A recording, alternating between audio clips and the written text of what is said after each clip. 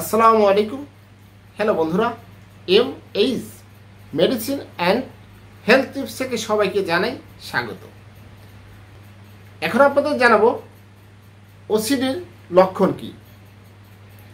OCD আক্রান্ত ব্যক্তির মধ্যে যে লক্ষণ বা সাধারণ লক্ষণগুলো দেখা যায় সেগুলো হলো নিজের বা অন্যের ক্ষতি হতে পারে এমন অহেতুক ভীতিকর চিন্তা, শরীর, কাপড় বা আসবাবপত্রে জীবাণু বা ময়লা লেগে আছে এমন অহেতুক চিন্তা বারবার মনে আসা, যৌনতা বিষয়ক অবজেকশন